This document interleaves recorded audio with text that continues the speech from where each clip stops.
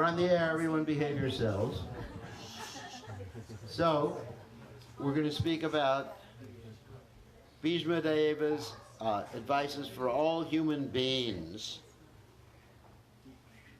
And these are very interesting. This is very interesting advice. So, Om Gana Timirandasha Gananjana Shalakaya Chakshur Unmiritam Yena Tasmai Shigurve Namaha. So, the first, there are 9 qualifications here for all human beings. And we're going to go over them one by one and describe them. Not to become angry is the first one. Is everyone listening? Not to become angry. So we got to unpack that one.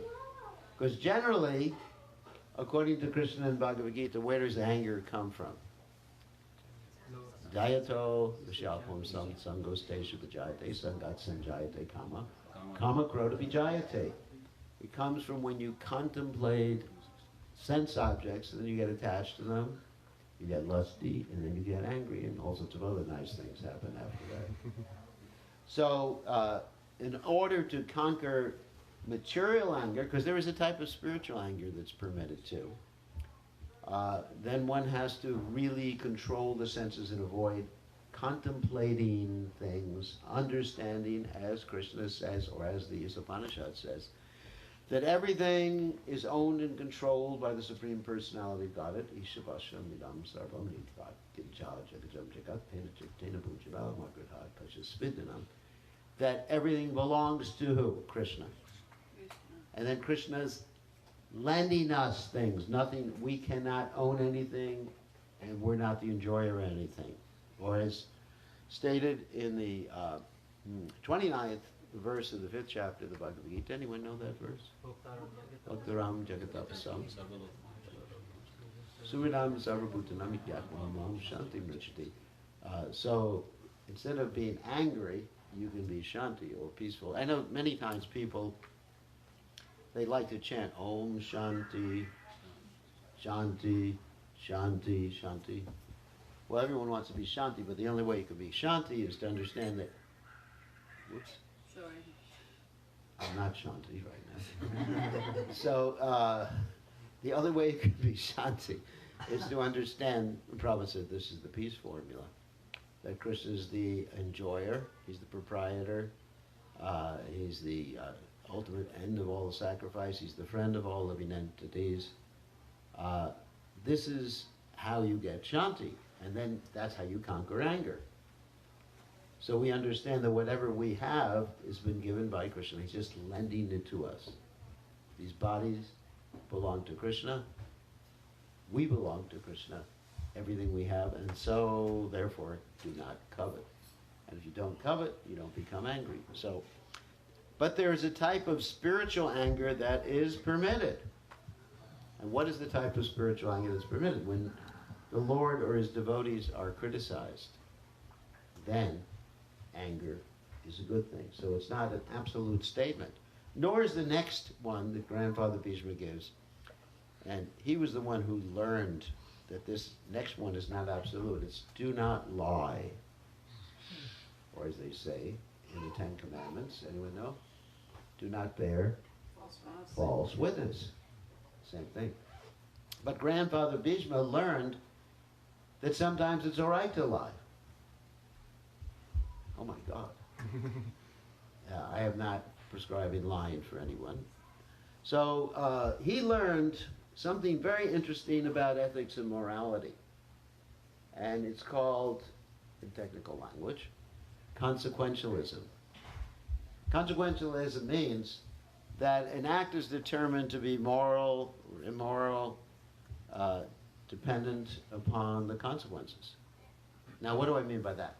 Let's look at Grandfather Bhishma's whole history. Grandfather Bhishma, of course, made a promise very early in his life. And that promise was made to his father, Shantanu, when he so nicely arranged for Shantanu's marriage with Satyavati.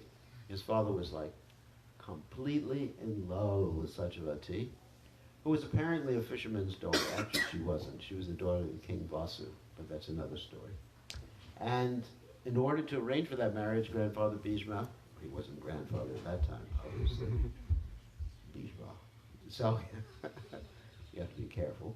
So, Bhishma took a vow, and that vow was he'd never get married, which is okay. But the second vow was that he would support whoever, actually the first vow was he would support whoever was the king, and he agreed that Satyavati's son would become the king, or the emperor. And so that was a promise. And he stuck to that promise like super glue throughout his whole, let's say, manifest life pastimes, right? But the problem was that sticking to the promise caused him to take the side of irreligion, right? So he understood at the end it was a big mistake for him to stick to his promise, because he had to fight on the behalf of Duryodhana and company. So he told a very interesting story, this is there in the Mahabharata, to illustrate this point. He said, once upon a time, there was a bunch of dacoits, or gundas, as you call them in India, or criminals, or terrorists, as we call them in America, who were attacking a family. They were running after a family. For some reason or other, they wanted to kill a family. Family took shelter in the ashram of a particular sage. And the sage had also taken a vow never to tell a lie. And so what happened is the dacoits came and they asked the sage, have you seen this family? And the sage said, I can never tell a lie. They're here in my ashram. And they got killed. So what was right?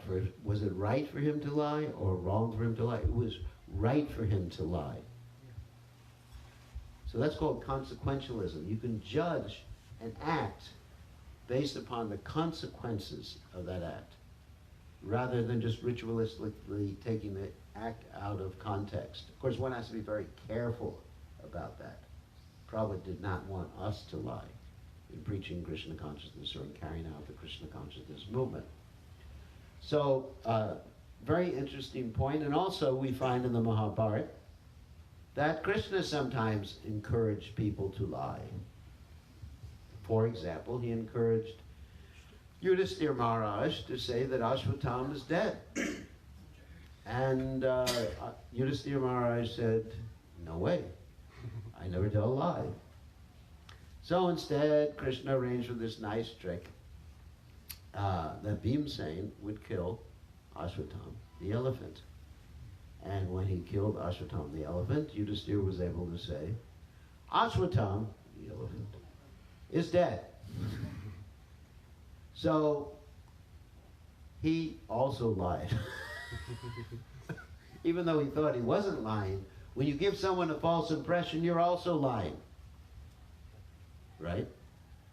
So he did lie, and he also disobeyed Krishna at the same time. So double jeopardy for him. And so the lesson is that sometimes under certain circumstances, to protect someone's life, or in extreme circumstances to uphold dharma, it may be necessary not to tell the truth. But one has to be very, very careful of that. Prabhupada himself, one time he said, it's not good to lie to some people and tell the truth to others. He said, because the problem with lying, apart from the fact that it doesn't please Krishna, is that one gets into a certain mode of nature. We've seen sometimes when devotees, in the name of preaching, they would not tell the truth, or they would stretch the truth, and then they weren't able to discriminate later on how to deal with other devotees. And of course, telling the truth or truthfulness is the last principle remaining in this Kali Yuga, right? And that's the last leg of the bull.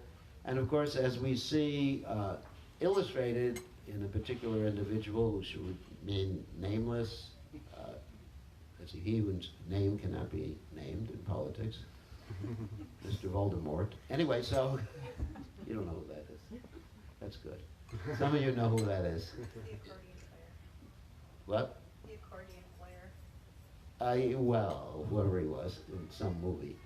So if you see in our politicians today that they're quite adept at lying, and one of them has been clocked in at 10,000 lies so far, and counting. Every day I think there's an average of 10 to 15 new lies. So we don't want people to lie. Because when you do lie, another problem with lying is, apart from the modes of nature, you get caught up in it, in those particular modes of nature. People don't trust you anymore. It's like the little boy who called what? Wolf. Because he was lying, and when the wolf actually came, guess what? Nobody believed him, and he became Wolf Prashad. At that point, right? So one should not lie, except in exceptional cases. Of course, Shukracharya makes some other statements in the Bhagavatam about lying, but we don't agree with his statements. You know, I don't know if any of you read that part of the Bhagavatam. You should lie when you're talking to a woman or something like that. But no, don't lie except to save someone's life. When Krishna tells you to say Ashvatthama is dead, then you can lie. So that's the second principle for all human beings. This is very interesting. The third principle is to equally distribute wealth. Wow. What does that mean? That means we just go out in the street and whatever money we have, we just give to everybody? No. That means basically, not that we're interested in communism, that means basically that we utilize whatever wealth we have to give people Krishna consciousness. First of all, the family, Krishna consciousness, support the Krishna consciousness movement. And then that's the best way to distribute wealth. Because if you give money to someone who is not Krishna conscious, guess what? You become implicated in those activities. And I learned this very early on in life, before I became a devotee. Interesting. That a policeman taught me this lesson. Once upon a time I was in the subway in New York, and I don't want to say bum because that's not politically correct, but say challenged individual. Housing challenged individual. How else would you say it? You know? Anyway, he came up to me and said, "Can I have a dime for a cup of coffee?" In those days, a dime was worth what we consider to be $1 today. And out of compassion, I gave it to him, and the police came up to me later and said, "Don't you understand he's going to spend it on liquor?" At that time, I was very innocent. I just thought, well, he's just going to drink coffee. Have himself a donut or something. So, in other words, giving charity, there's charity in the mode of ignorance, and charity in the mode of passion, and charity in the mode of goodness. The mode of goodness is given to the proper person at the proper time, place, and circumstance. And there's transcendental charity, which we engage in, which Lord Chaitanya advised all his devotees to engage in, which was Yari Dekatari Kar Krishna Padesh. Amarigai Guru Hoy Tari Desh. That whoever you meet, whoever you come in contact with, you give them Krishna's association. So that's how, because our real wealth is not our money. You know, people think like that. Wealth is money. But the real wealth is the Krishna consciousness. The real gift that we've gotten in this lifetime is the gift of Krishna consciousness from His Divine Grace, Srila Prabhupada. Without Srila Prabhupada's mercy, none of us would be sitting here today, or we'd be sitting here doing something else and eating something else other than prasadams. You know, so basically none of us would be, well, maybe some of you come from India or some more pious than I was. But by Prabhupada's mercy, Prabhupada has given us his wealth, and it's our duty not to be creeping us or keep it all for ourselves. And the interesting thing about distributing wealth, Krishna conscious wealth, is the more you distribute, the more you have. It's not like ordinary wealth. So the next quality or qualification, Grandfather Bhishma advocates, is to forgive. And this is the quality of a Brahmin, actually. In the Bible, it's mentioned if someone hits you on one cheek, you turn the other cheek. So that doesn't mean we want to be hit on both of our cheeks. But in other words, we hate the sin that someone is committing, but we don't hate the sinner. And forgiveness means we say, getting back to what the Christians believe that Jesus Christ said was that, forgive them, Lord, they know not what they do. In other words, one is functioning, even if someone is functioning in an irreligious way, they're functioning under the modes of nature and they're suffering. So we should feel compassion for everyone. And if something happens to us, we don't blame what? The immediate perpetrator. There's that story in the Bhagavatam of Dharma the bull being beaten by the personality of Kali. First canto of Bhagavatam. And the personality of Kali is basically chopping the legs or beating the legs of Dharma the bull. Dharma the bull standing on that one last leg, which is the truthfulness, which right now is gone. So it's no legs he's standing on right now. But in any case, Dharma the bull is asked by Parikshit Maharaj, who comes upon this scene and sees Kali doing his thing with Dharma the bull and with Buli the cow. And Parikshit Maharaj asked Dharma the bull, who has done this to you? Whoops. And Dharma the bull says it's very difficult to ascertain, and ultimately he's indicating that this is the Lord's plan. In other words, as stated by Krishna in the 6th chapter of the Bhagavad Gita, so you know this verse, Yomam Pashati, Sarvatra, Sarvatra Pashati. What's this? Tashaham Apanishami. Pranashati. So, for one who sees me everywhere and sees everything in me is never lost to me, nor am I ever lost to him. So this is the position of a devotee. Like if something happens to you outside of your control, don't blame Krishna for your own foolishness. Like one time devotees passed away in an automobile accident because they fell asleep while driving, which is a common thing in the old days.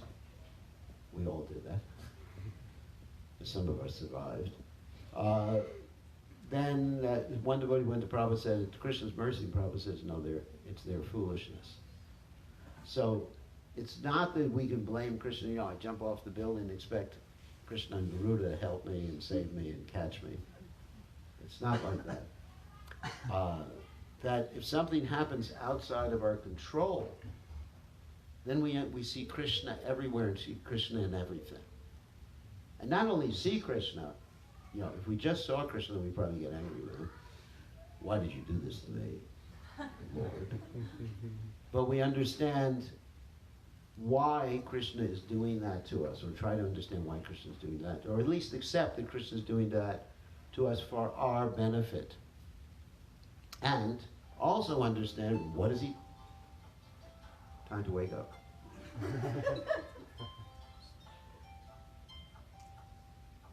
Musical interlude.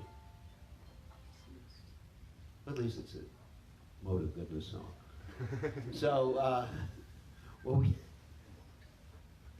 we understand he's doing it for our benefit, and then we try to understand what we're supposed to do about it. Like I've experienced in my own life, sometimes Krishna does things like really heavy. I mean, what's the heaviest thing that happens? Even more heavy than a physical occurrence, painful occurrence, is when people turn against you, who you love or have a close relationship with you. That's the most painful thing. So, what is Krishna saying? Well, it's saying a lot of things. Become a Buddhist. No. No, I got that wrong. Krishna saying, take shelter, my name's Yashahamanagariname Harishe Tadanam Shanai. For those who I especially favor, I take away all these different attachments in this world, and I'm simply left with my shelter. And so you see Krishna behind. So what are we supposed to do about it? You chant more. If Krishna sends some difficulty, it's not that you get angry and chant less. Throw your beads. I remember there was one devotee, when something happened that she didn't agree with, she just threw her beads.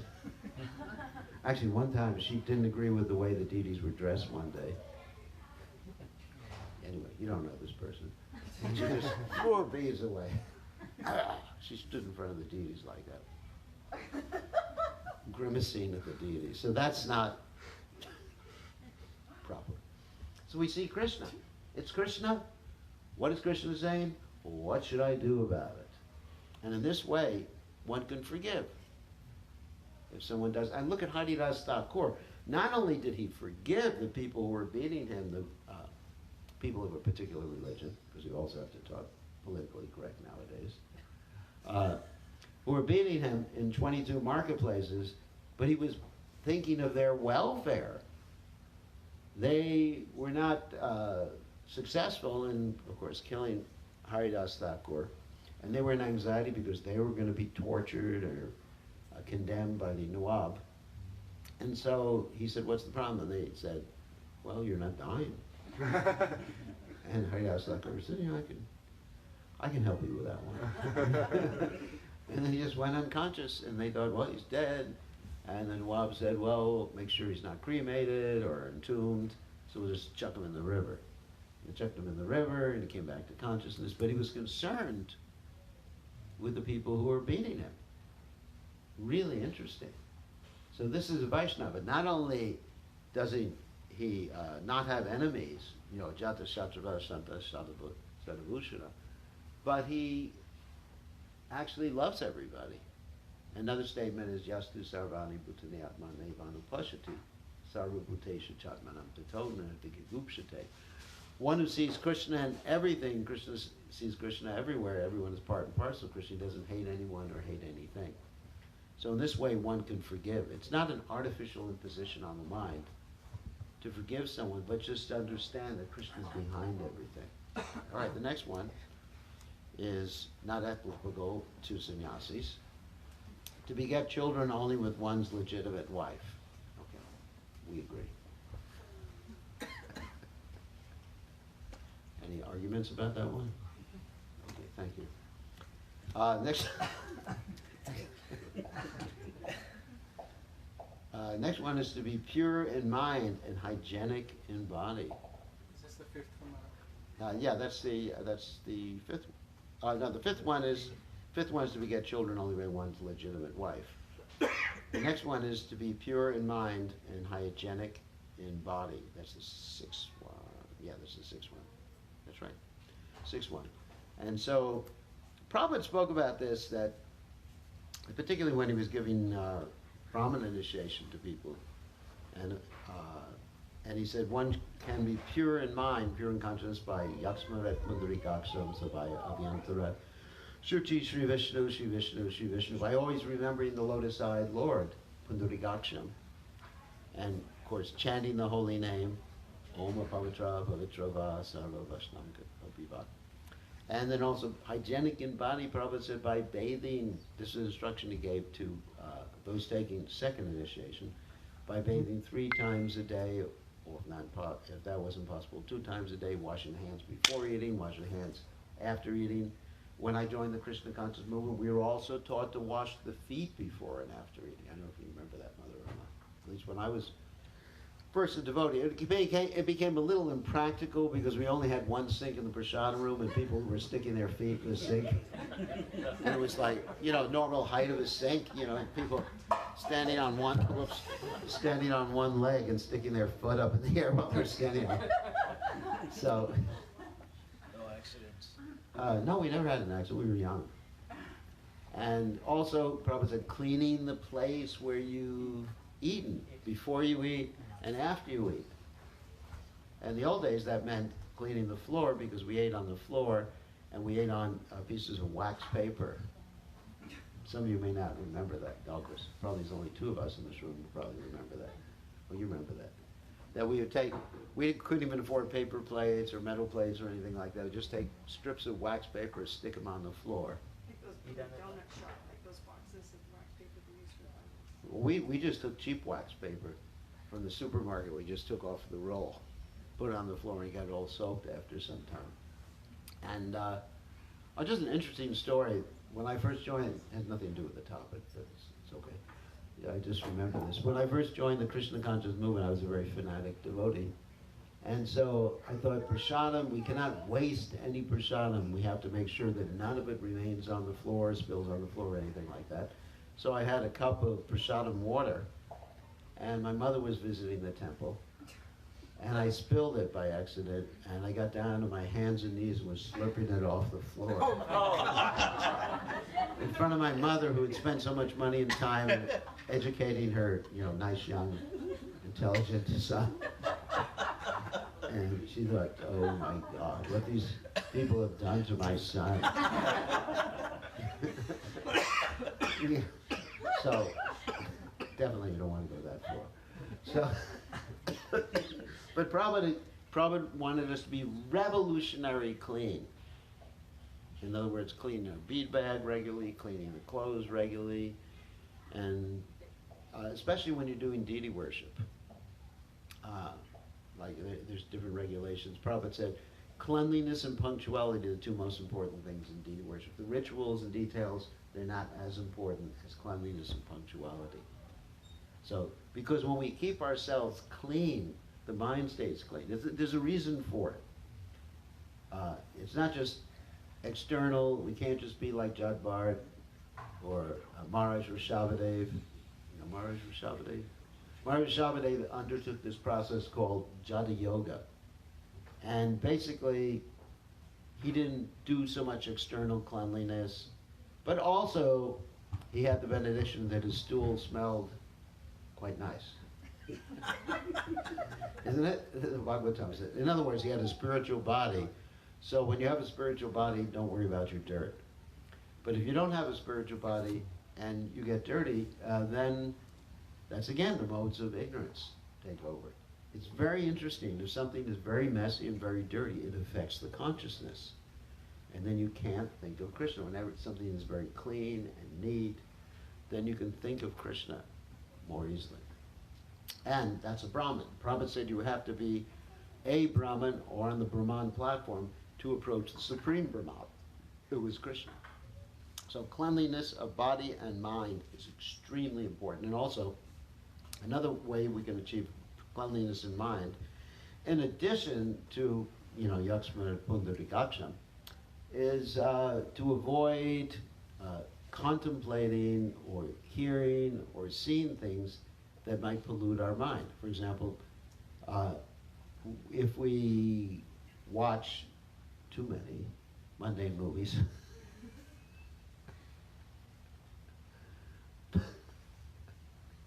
Bollywood or Hollywood movies, it actually contaminates, because it's the modes of nature, it contaminates the mind, makes the mind dirty.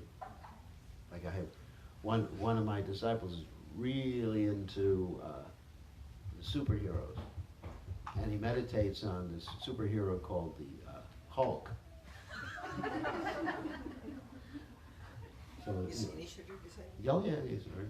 No, there are no others. Anyway, so. Oh. Yeah, she knows who I'm talking about. So he meditates on this person. So obviously some of the qualities of this Hulk will rub off on him. If you have to meditate on a superhero, you got Krishna to meditate on. Rather than, it's a fact. The modes of nature, as Krishna says in Gita, in other words from the Gita, everything's there in the Gita, Karnam Guna Sangasha, Sadasa Janma Janashu. That our entanglement is due to guna sangha. That's why Lord Chaitanya says, well, the quality of a Vaishnava is a satsanga tyage Vaishnavachara, avoiding bad association. So we have to be careful what our senses come in contact with, because the whole material world is like covered with wet paint. And if you touch wet paint, it gets on your body, right? And so if you touch the modes of nature, your consciousness will get affected. So if you're watching the Hulk or watching World Wrestling Championship or something like that, you got to wonder why your relationship with the wife isn't so good anymore.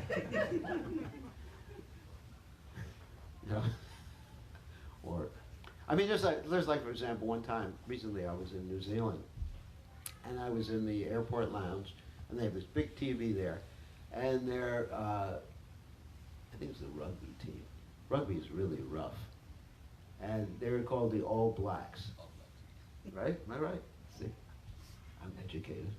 So, and they had this team up there, and they were just like, and I was watching not the game so much, but the people watching it, and they go, I think, oh my God, is this a zoo or what am I? The airport lounge. But they were acquiring the modes of nature by contemplating this game. And you see that also, you know, in the airport you walk by the sports bars and the same thing is happening. So when you don't understand how you're actually throwing dirt. Of course, we have this nice process called Atma Snapanam, the bath of the soul, the bath of the self, and that's the chanting of the Lord's holy names. So when we do things that are not really connected directly or indirectly with Krishna, it actually throws dirt on the subtle body. And we're trying to, you know, we're like the elephant. Kundra Sochara, you know, that bathes and then throws dirt. You know, I chant my rounds and now I can do anything and take the rest of the day. So, anyway, next one, we're actually up to 7 now. Not to be inimical towards anyone. Wow. In other words, that's the same thing, similar to forgive people, but to actually consider everyone to be your brother, that first-class God consciousness, as St. Francis said, that to consider all animals, plants, all living entities to actually be, again, that verse, Yastu Sarvani Bhutani. Aham Bijo Pradapita, as Krishna says in the Gita. Krishna is the seed-giving father, and all of us are brothers and sisters. So this is true unity. I mean, that's one of the things that impressed me in the beginning. Prabhupada said they'll never achieve unity through this United Nations. Because Prabhupada also made reference to something that came before World War II, which is League of Nations. He said they're flying all these different flags. There's no principle of unity. So one of the things that impressed me very much about the Krishna conscious movement in the beginning was that we have a real philosophy or understanding of unity, because we're all family members. You know, black, white, Indian, Chinese, Japanese, Americans, whatever, we're all family members. So we don't hate anyone or anything. Okay, next one, number 8, is to be simple. That doesn't mean be a simpleton, but to be simple not according to Chaitanya Mahaprabhu's surrendering practices, to accept everything favorable for serving Krishna, and to reject everything unfavorable for serving Krishna. That's what it means. Like, someone can be very simple and have immense wealth if he's using it for Krishna's service, if it's favorable for Krishna's service. That's what simplicity means. Not some material idea of simplicity that one walks around like in rags all the time. And the last one is to support servants or subordinates. Let me unpack that. Sometimes we consider our servants or subordinates to be our servants. In other words, their duty is to give pleasure to us. But actually, we should consider ourselves to be the servants of our servants. To be interested in their spiritual welfare. We may be engaging them in doing some service for us, but the attitude should be that we are serving them by engaging them in Krishna's service.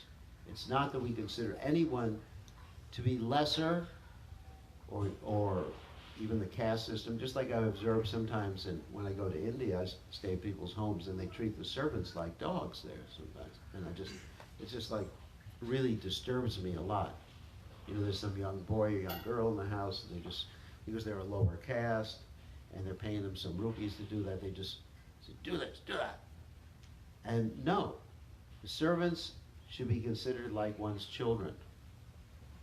That you're interested in their welfare too. And that was the tradition anyway, originally in India. You see, in Chaitanya Mahaprabhu's house, there was this one servant called Ishan, and he was treated like a family member. And not only like a family member, but later on when Sachimata passed away and Vishnupriya passed away, the other Vaishnavas came and took shelter of him and took his blessings because he had been taken care of, or had taken care of Chaitanya Mahaprabhu. So this idea of true equality, someone may be in a position of rendering service or assisting you in some way, or say if you're a guru, then you should think like Bhaktisiddhanta Saraswati Thakur said when he was offered obeisances by his disciples. He said, "Dasos me, I am your servant." In other words, we are Gopi Bharata Padakamala Dasa Dasa Dasana Dasa. We're servants of everyone. That's how we should always see ourselves. That is true identification. So these are the 9 qualifications for human beings. In addition, there's 14 principles that Bhishma Deva advised, and these are some helpful injunctions. Number 1, to get freedom from anger, one should learn how to forgive. And as we mentioned before, we learn how to forgive by seeing Krishna everywhere. 2, to be free from unlawful desires, one should not make plans. Now, plans for sense gratification, for unnecessary activities within this world. We're not talking about, he who fails to plan plans to fail. We're not. That's true. If you fail to plan, you're planning to fail within this world. So plans have to be there, but not plans for so much wealth do I have today, so much more will I have tomorrow. He's my enemy, I've conquered him.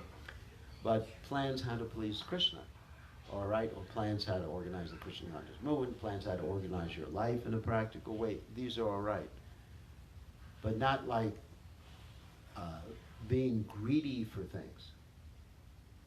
I mean, it's a danger. Sometimes you may be walking down the street and you see a car, for example, that you're really attracted to. Like one day I was walking down the street and I saw a Tesla. And I said, how can I get that? Let me make a plan. Let me find some rich disciple who loves his guru. No, and then I go, this is nonsense. I have to be content with my Prius. So, so you use your intelligence to figure out, do I need more than I have right now? Let me be practical. If I need more, yes. But let me be practical. Because we desire so many things that are not productive to Krishna. They're actually counterproductive to Krishna consciousness. These come to the mind. These come like so many rivers entering into the ocean, but the ocean should remain still. Another time I was driving with a disciple, and I saw a hang gliding place. And I said to the disciple, wow, can we go? And the disciple said, yes, Guru Maharaj will sponsor you. And I thought, wow.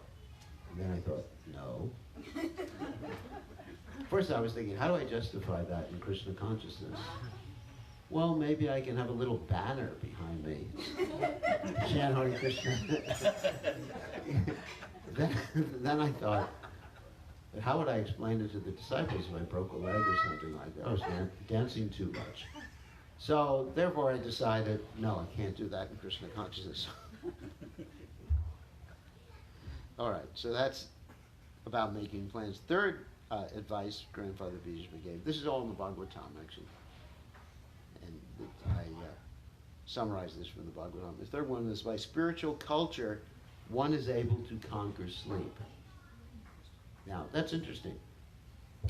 So it's not that we give up sleep completely like we tried to do in the beginning days of the movement, but we minimize sleep because when one has the spiritual goal, because spiritual culture means that you have to have a sankalpa, the goal, to be Krishna conscious, to please the spiritual masters. Like in my life, I try to keep the goal of pleasing Prabhupada. And so this goal gives you enthusiasm. When you're enthusiastic, you can conquer sleep. Even if the body, and that enthusiasm comes from bhakti or devotion. Like you see, Srila Prabhupada, he was able to rise like at 1 o'clock in the morning, translate, go on his morning walk, do so many things. Why? Because of his enthusiasm to please the spiritual master, because of the bhakti. Not spiritual culture. Spiritual culture means the desire to please the object of your devotion, who is the spiritual master, and ultimately the divine couple, Shri Radha and Krishna. So when one is, let's say, in love spiritually, then you forget about sleeping. Just like even in this material world, when a boy and a girl fall in love, I don't think they're sleeping too much at night. They're just like thinking of each other. Texting. Oh yeah, texting. That's right, I didn't know about that. So they're texting in the middle of the night. How are you doing? I'm fine. How are you? I'm fine. What are you thinking? What are you thinking? I love you. I love you. It gets pretty boring after a while. Anyway. So, but that doesn't last for very long. They don't even write all this. They have those little... Emojis it's called. They have these little emojis, smiles, the kisses, the hearts, and everything like that. So you see that people who are experiencing even material love give up sleep. So that's spiritual culture. It's not simply the desire for liberation. That's not spiritual culture. Spiritual culture is the desire to please Krishna. And then one gets so enthusiastic, one doesn't want to sleep. And here's another one. Number 4 is by tolerance only can one conquer desires and avarice. So, tolerance, not simply, as we say, biting the bullet, but controlling the mind, understanding one's goal again, there's the sankalpa, and accepting things that are favorable and rejecting things that are unfavorable. That's tolerance. Just looking in your mind. What I try to do, just to give you my secret, is I think, what would Prabhupada say about this? Would he want me to do this? Because it really brings it home when you think about Prabhupada. You know, Krishna is so far up there, it's hard for me to think, what would Krishna want me to do? Oh, go hang gliding. No, you know, it's hard, isn't it? It's hard for me, or any of us, to relate to Krishna down at this level. But Prabhupada has shown us what, or how to apply the Bhagavad Gita. I often say that Prabhupada's life is Bhagavad Gita in action. He's an example of Bhagavad Gita. Of course, Arjuna is too, when he finally surrenders to Krishna. But, you know, Arjuna's example, I don't know if it's for us, you know, taking your bow and arrows and going out and killing people. I think Prabhupada's example is taking your books and going out and killing the demoniac propensity in people. So I tend to ask myself, you know, about Prabhupada, what would Prabhupada want me to be thinking or wanting this thing? And if the answer is no, I just say no. That's tolerance. I just tolerate, because the mind is always accepting and rejecting things based on sense gratification. The mind is thinking, oh, I gotta have this. Isn't it? Like I gave the example, you know, the Tesla or the hang gliding. The mind, God, it's crazy. The mind is the friend of the conditioned soul, his enemy as well. The uncontrolled mind is the enemy of the conditioned soul. So we're thinking so many things. I gotta do this, I gotta have this. And like Bhakti Siddhanta Saraswati Thakur says, we beat the mind, but we beat the mind not with a stick, like he said, horseshoes. But we beat the mind by thinking, what would Krishna, would the spiritual master want? He's here with you.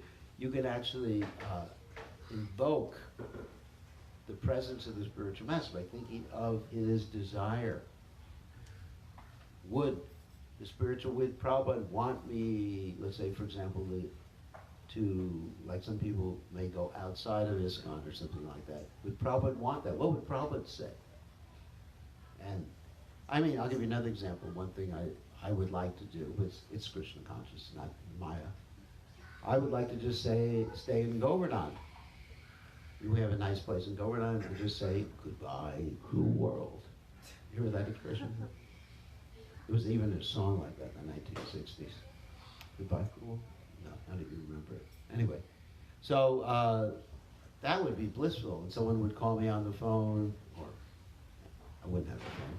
So try to reach me, and I would just go, Hare Krishna, Hare Krishna. I remember one of Prabhupada's godbrothers, Krishnadas Babaji, was like that. He was the only Babaji disciple of Srila Bhakti Siddhanta Saraswati Thakur. And when anyone approached him with any problem, guess what he would do? He'd go, Hare Krishna, Hare Krishna, and start laughing at them. Krishna, Krishna, Hare Hare, Hare Krishna. And so of course that solves all the problems. So I would love to do that. Chanting like that or staying in a... Stay and go around, just when someone came with a problem, oh, there's a problem in wherever, you know, in Seattle. And I would just go, Hare Krishna, Hare Krishna, Krishna Krishna, chant Hare Krishna. But when I think about Prabhupada, then in my mind he's saying, you rascal. Whenever I think of doing that, Prabhupada yells at me. He says, you rascal. Get out there, do something for my mission. That's what you're here for, not to enjoy. Work now, samadhi later. Deserve, then desire, right? These are different expressions Prabhupada. So here's another one. This one I love. Disturbances, wait a second. Disturbances from various diseases can be avoided by regulated diets.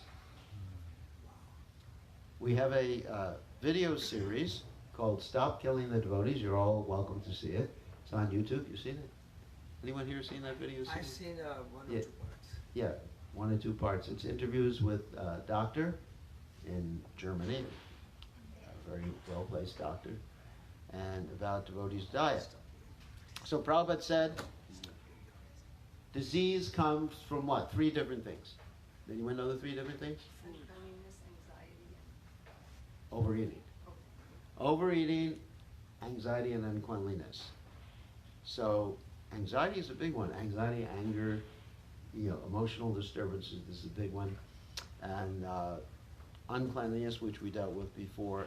And overeating, which means eating the wrong food or eating the wrong quantity of the wrong food, or even the wrong quantity of the right food. Prabhupada said, many stalwarts have fallen down in the name of Mahaprasadam. So you can even overeat with Mahaprasadam. Oh, it's Mahaprasadam. And so if we want to be healthy, then it means controlling our tongue, which is the most difficult sense to control. Dhamajay jivayati labhamoyasa durmati. So, very important instruction. Another one is by self-control. There's only 14 of these. One can be free from false hopes. False hopes to try to make a solution to the problems of this material world. To understand, basically, dukali masashratam. 7, money can be saved by avoiding undesirable association. Because when you associate with someone, then you actually want to partake of the same activities that they're doing. Like if you associate with someone who's gambling, then you want to gamble. So we have to avoid, and that also means undesirable association with desires, certain types of desires. 8, by the practice of yoga, one can control hunger. Now, by this, one could take yoga as indicating hatha yoga, but in a larger sense, it means connecting yourself with Krishna. One can control hunger. Same thing, that one considers what one's goal is in life, and then one can adjust one's eating pattern accordingly. Next one is worldliness can be avoided by culturing the knowledge of impermanence. That means basically, dehinosmin yata dehe komanam yavanam jiratata dehantaris praptir deastachanamuyate. That basically you're passing from different boyhood to youth and to old age, then you pass into another body, or as one Greek philosopher said, you can't step into the same river twice, because the river is always flowing. Material energy is endlessly mutable, it's always changing. The bodies are changing. Everything is falling apart in this world. And I know, that appears like a very heavy thing to be talking about the nature of this world. I was giving a class the other day, and And devotee said to me, but you got to understand, you're preaching to a lot of people who are going to get fried out by this type of preaching. Fried out means upset. So you have to tone it down. Just talk about Krishna's pastimes in Vrindavan. So, but Prabhupada generally did spend a lot of time talking about the impermanent nature of this world.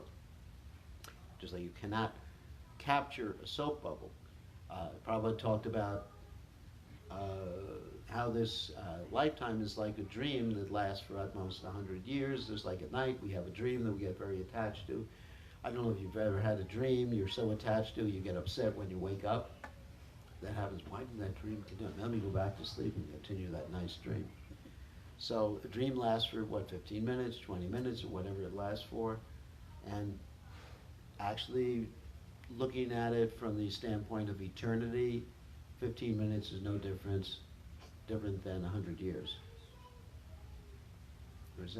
If any of you have studied what eternity means, eternity. So anyway, so dizziness can be conquered by rising up.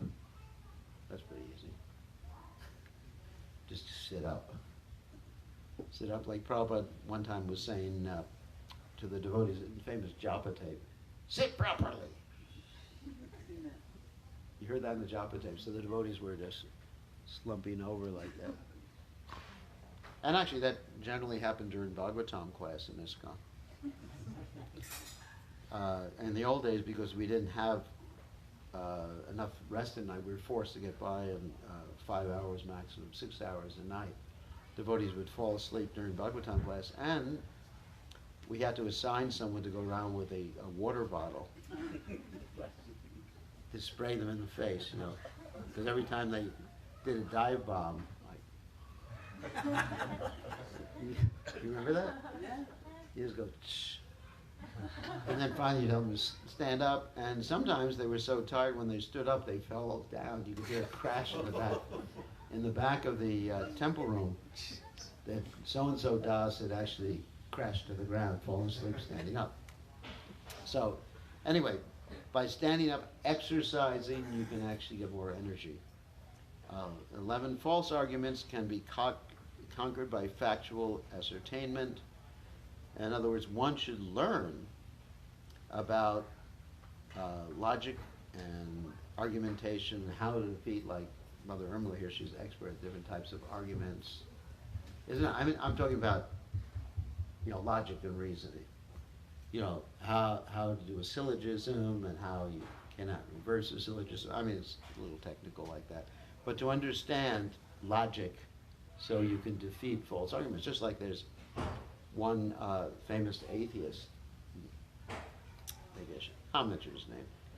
His name is Richard Dawkins. I'm sure you might have heard of him before. He's a scientist, but he doesn't know philosophy very well. So if you know philosophy or logic, you can defeat him because he's giving basically illogical arguments. So devotees should be expert in logic so that he can defeat and not be confused by false arguments. Another one, talkativeness can be avoided by gravity and silence. Sometimes we find people who are motor mouths. So that particular tendency can be avoided if one decides only to speak things that are related to Krishna, Krishna Katha. The opposite of that is Prajalpa, which is one of the problems that can cause one to deviate from Krishna consciousness according to Rupa Goswami and Upadeshamrita. Achahara Prajasascha Prajalpa Yamangaraha. 13, there's only 2 left. Going on a long time.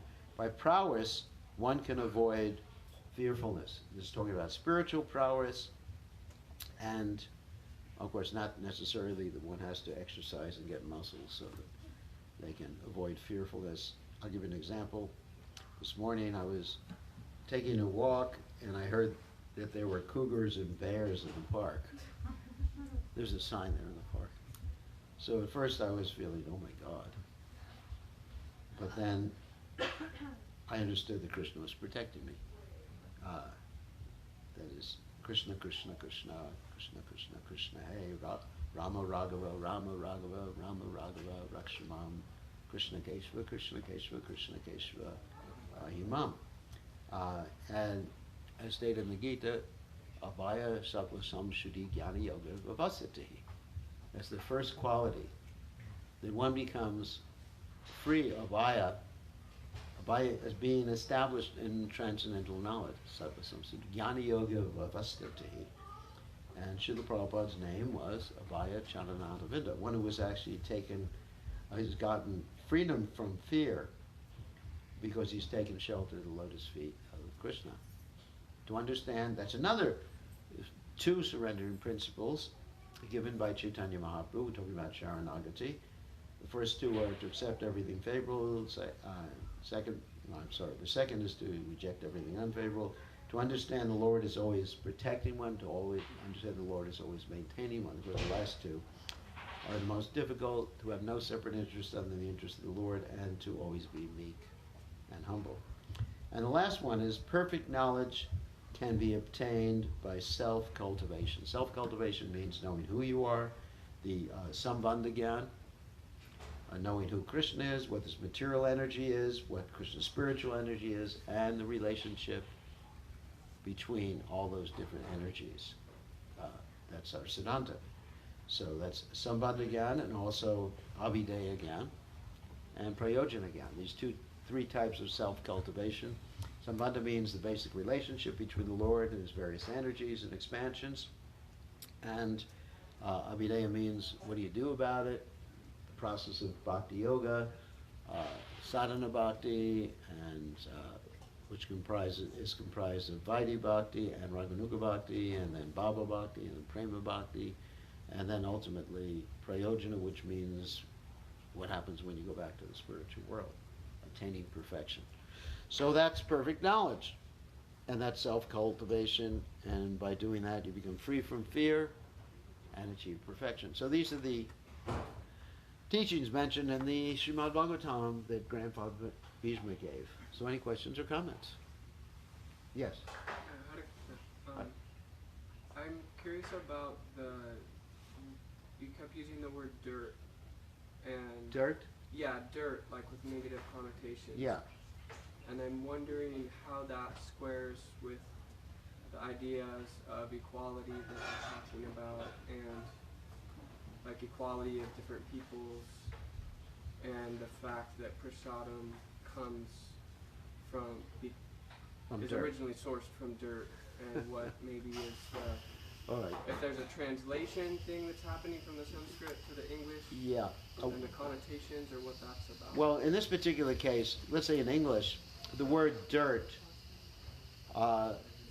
basically means, in this particular connotation means something unclean spiritually, or of the lower modes of nature. It doesn't refer specifically to the soil that's outside. Sometimes we use the word dirt to refer to the soil. We have no problem with soil, especially topsoil, which you can grow all sorts of vegetables and everything like that. But in this particular case, it refers to unclean things. Does that make sense? Yeah. And so that's what the word, because different words can be understood differently according to the context in which they appear. And in this case, it doesn't mean soil. Okay. Good question. So, yes.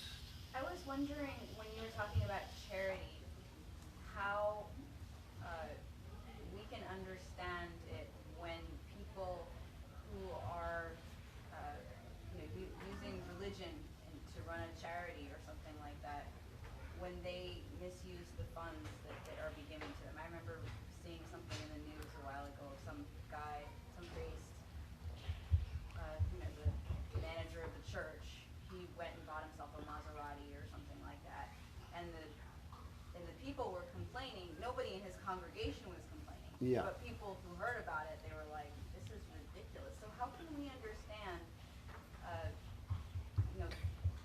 that sometimes people need, going back to needs, I don't think anyone needs a Maserati. he thought his wife needed a Maserati, and he said that God wanted her to have it. Well, speaking on behalf of God, I can say that God did not want her to have a Maserati. That's because he had, or she or he had unnecessary desires, accepting more than necessary for serving God. One does have some necessity. And everybody has a different quota. This is what the Upanishad states. It's not that we're advocating communism, that everybody should live exactly the same. Some people may need, for example, I'll give you an example here. Like, I'm visiting here and I'm sleeping on a bed. And I was told by non-disciplined, the other sannyasis sometimes they visit here sleep on the floor, right? And so, of course, they first thought I was sleeping on the floor because I made my bed every day, which was a shock because they've never seen a sannyasi make a bed before. I'm just joking. So who was better, who was worse? It's just, I may need that particular type of facility. And it may be necessary for my health. I don't know. Maybe I should try sleeping on the floor. So in any case, we don't deny someone the facility that they think they need for serving Krishna, as long as it's nothing outlandish. Like if I was to come here in a Maserati, then it would be outlandish. So I think that we can just use our common sense. Everybody has a different quota. I'm not like the Goswamis of Vrindavan who can eat a pat of butter every, 3 days or something like that to survive. Or give up eating and sleeping. I just can't do that. I can't. I have trouble. Just like yesterday, we fasted on Nrsimha Chaturdasi. It was like very difficult for me. Not because I was hungry, but because I got very weak and I couldn't concentrate very well at the end of the day. So some devotees can do that. Some devotees can fast for 3 or 4 days, and they don't have any trouble. So everybody has a different quota, and we don't get upset because someone has a bigger quota than us, and we don't get upset with the devotee who's apparently living opulently. Like there's this story in the Chaitanya Charitamrita about Pundarik Vijayanidhi. Pundarik Vijayanidhi was, incidentally, an incarnation of Vrishabhanu, Radharani's father, but he was living extremely opulently. His bed was not only a regular bed, it was like a 4-poster bed with silk sheets, and he was having quite longish hair that was slicked back with nice oil, and he was chewing pan like a really dapper gentleman. So, if you go to his house, especially in India, if you go to someone's house like that and see them chewing pan, sitting on a bed like that, like a dapper, you think, this guy's a materialist. So Gadadhar Pandit, he was brought there by Mukunda to see Pundarik Vijayanidhi, and Gadadhar Pandit initially thought, this person is not a great devotee. He's a materialist. But then, when he saw Pundarik Vijayanidhi's ecstatic symptoms, Vyabhachari Bhava, when Mukunda started to recite a verse from the Srimad Bhagavatam, and Pundarik Vijayanidhi basically tore apart his whole bedstead, and in ecstasy, all the sheets were all over the place, and he went unconscious for a long period of time. Gadadhar Pandit understood that he had made a mistake. So we shouldn't criticize someone just because they have what we consider to be too much opulence. We should understand that Krishna has given it to them. That's between them and Krishna. We can understand someone's spiritual position by how much attachment they have to Krishna.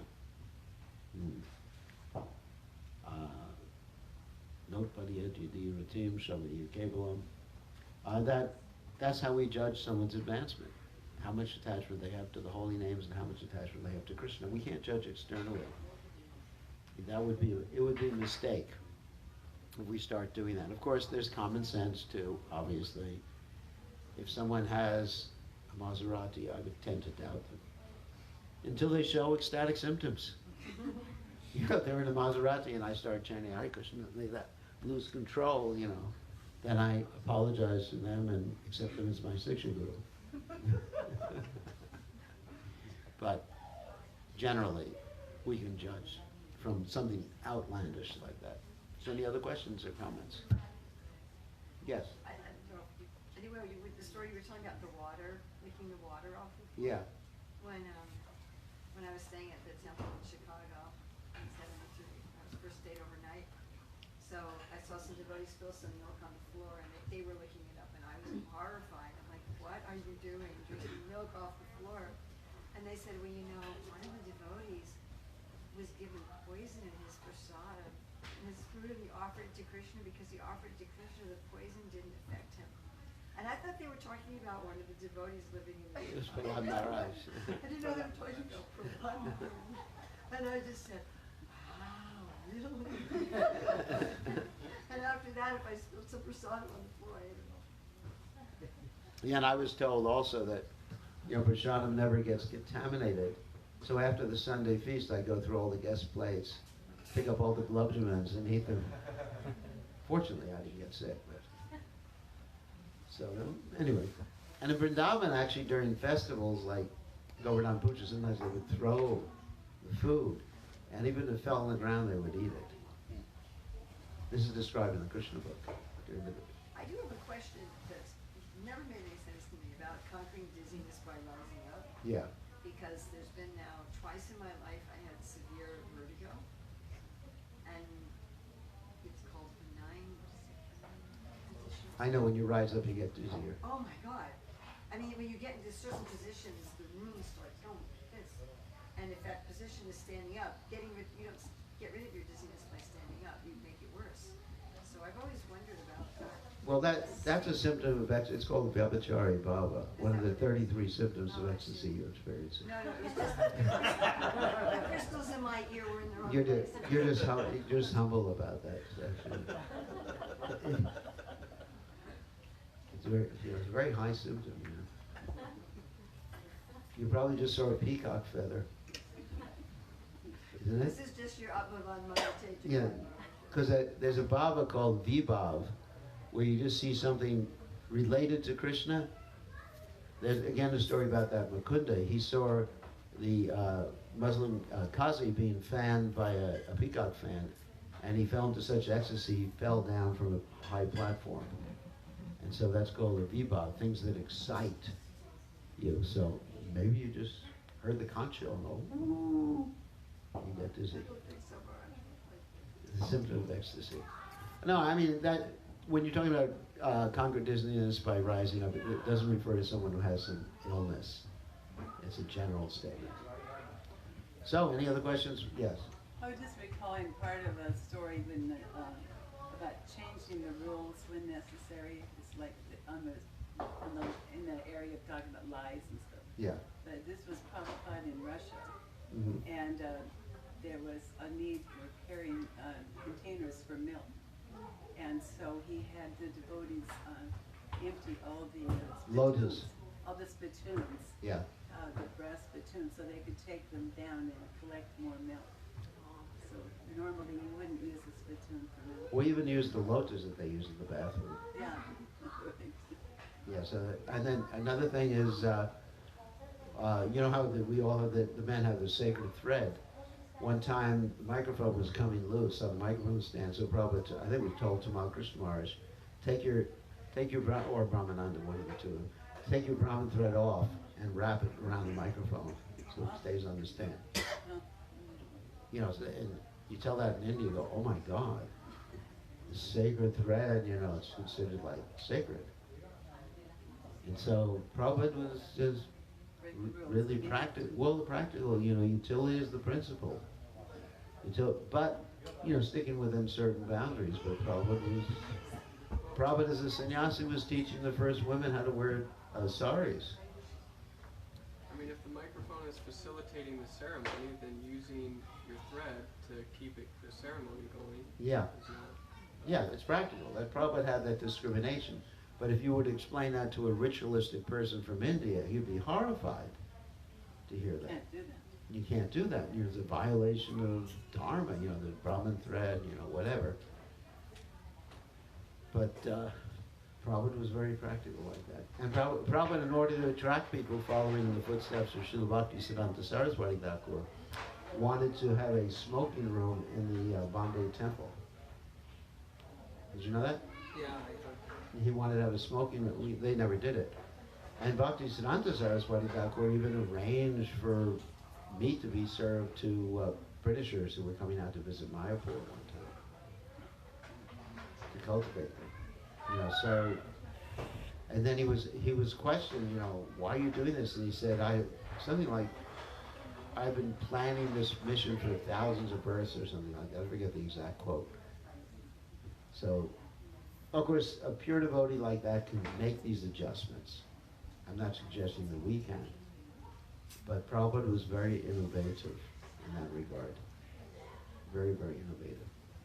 And of course, the first devotees who went to preach in the Soviet Union had to lie just to be there. I mean, my godbrother Bhakti Tirtha Maharaj had to jump from one train to another as he was escaping the KGB, the secret service there. So, I mean, obviously, things were going on. Or when Tamal Krishna Maharaj was first getting ready to go to China with Tristadunya Prabhu, they were going to pose as representatives of Seagram's liquor company. Can you imagine that? Because Tristadunya Maharaj's father was actually connected somehow or other, or the owner or CEO or something. So that, in other words, they were going to wear ties and suits and everything like that, and say, we're representatives of the liquor company. You know, Hare Krishna. So, anyway. So I think it's time for prasadam or arti or what? No, prasadam is good. Or again, prasadam. Finally, it's 8:45. Whatever your wife says we have to do. Whatever Prashad Bhakti says we have to do. What should we do? Okay, whatever you say. I went on too long. All glories to His divine grace, Srila Prabhupada ki jai. Krishna Maharaj ki jai.